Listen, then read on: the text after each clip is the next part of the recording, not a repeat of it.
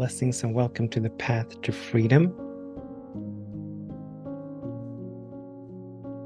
This this beautiful path where we continuously get to set ourselves free to be in ever-expanding joy and love and peace and harmony and abundance and wholeness and all these beautiful divine qualities. And that we get to do so regardless of conditions and circumstances, that we get to do so regardless of what other people may be saying about us or what they may be thinking about us and what is going on in the world or whatnot. That is freedom. Freedom to inoculate ourselves from worldly conditions. And I'm not saying to deny worldly conditions or to deny our experiences, but as we continue to practice, as we continue to move deeper and deeper and deeper and going wider and higher along this beautiful path, that is what happens. That we get to move in the world and through the world with an ever-expanding sense of peace and joy and harmony. So welcome here. I am always very grateful to be able to share this space, to be able to be with you whenever you are and whoever you are and wherever you are. I'm still just as grateful. My name is Daniel Roquillo, in case I didn't say so. And today we are talking about peace. We are talking about where this peace is. And I was reminded, I was having a conversation a few days ago with an individual, and they were sharing something that they were moving through, and I was able to share with them that regardless of what is happening in their life and in any one of our lives, we can still find peace. We can still choose peace, because peace is a choice. There's a saying that goes, drama is optional, and that beautifully speaks to this, that we can have experiences, and through our regurgitation, through our ruminating these experiences and the wrong that has been done to us, or what people did or did not do, or whatever the case may be, that is how we uphold the drama. That is how we perpetuate the drama. But were we to choose peace,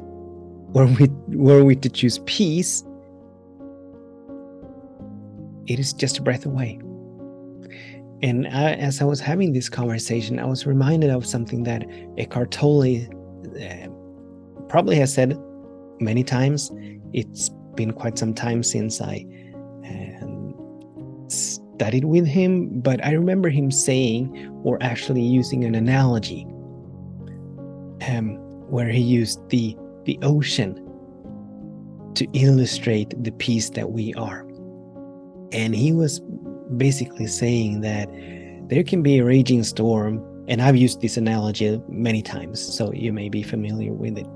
But there may be a raging storm on the surface, and the waves may be crashing, and they may be super high on the surface. If we were to dive down underneath the surface and keep going down and down and down and down, the further we go, the deeper we go, the more peaceful it will become.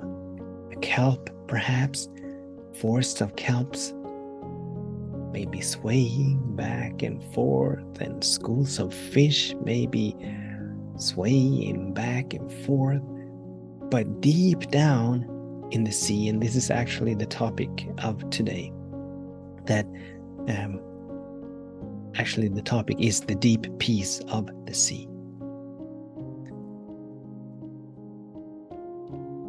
And this beautiful analogy goes to show, is a beautiful pointer that lets us know that if we turn within, if we come back to the breath when it is a raging storm in our minds, when our minds are going, topsy-turvy, and the crap hits the,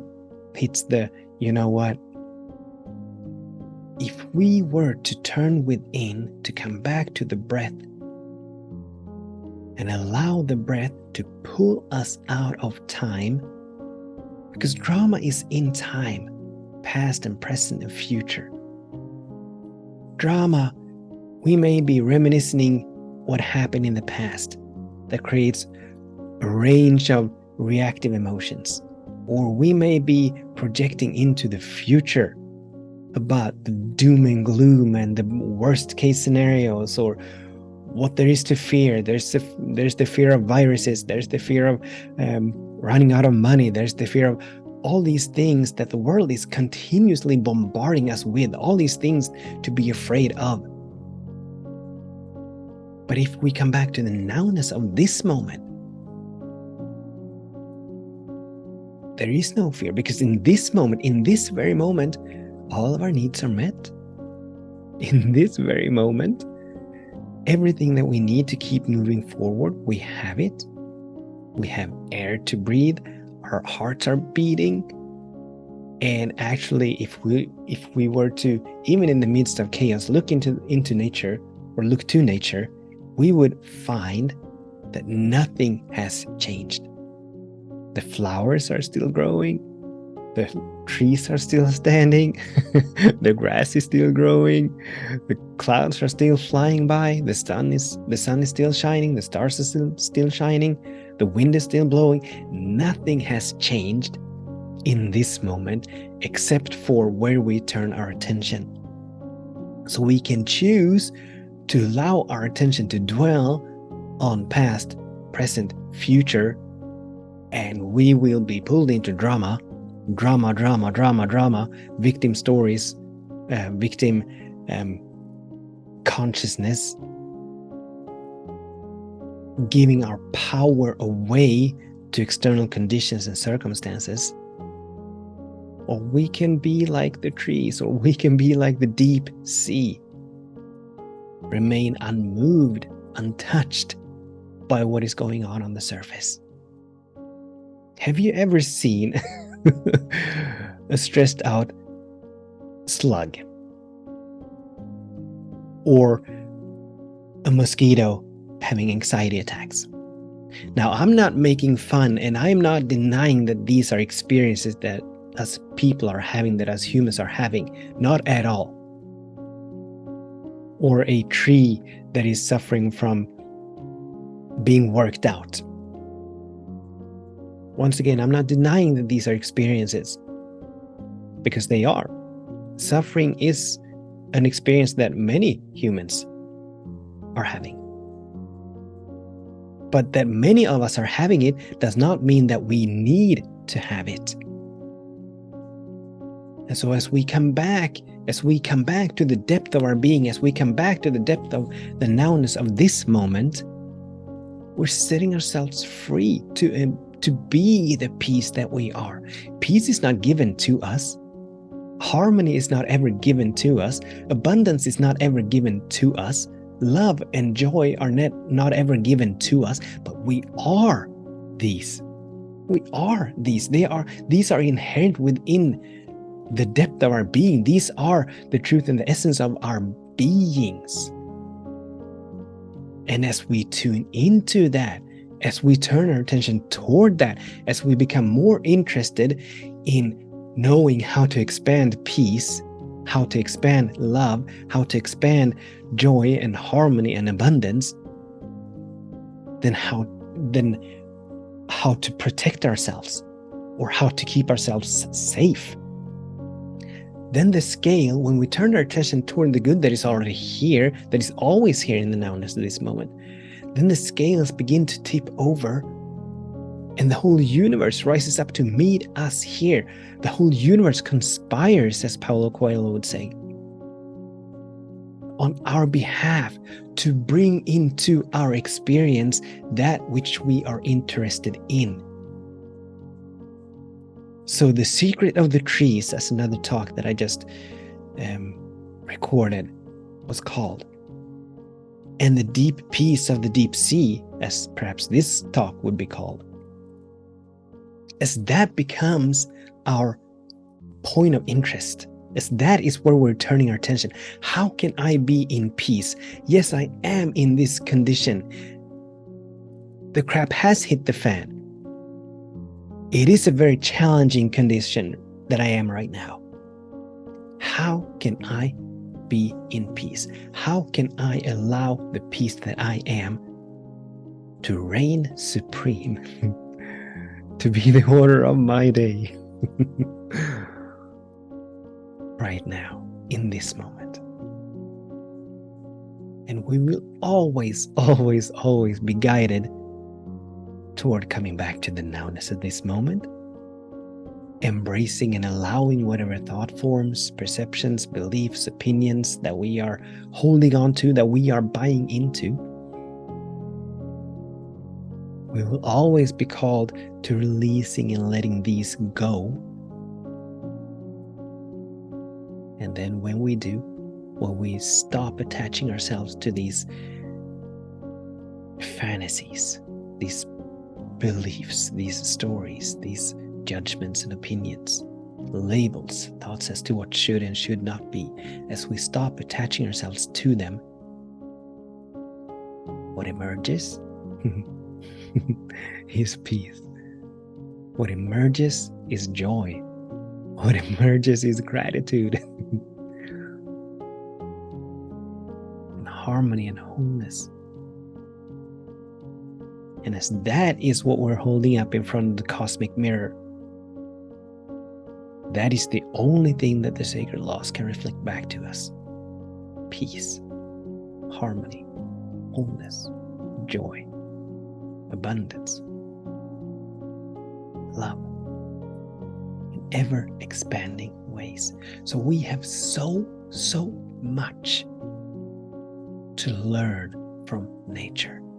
And I'm holding no judgments or opinions against individuals that are caught up in an experience of anxiety or depression or stress or fear or worry or doubt. I'm having no opinions about it, no judgment about it. But what I know to be true is that we can choose for a different experience. Drama is optional. We do get to choose if we want to experience fear or peace, fear or love, fear or joy. We do get to choose. It is, quote unquote, only a matter of where we are turning our attention.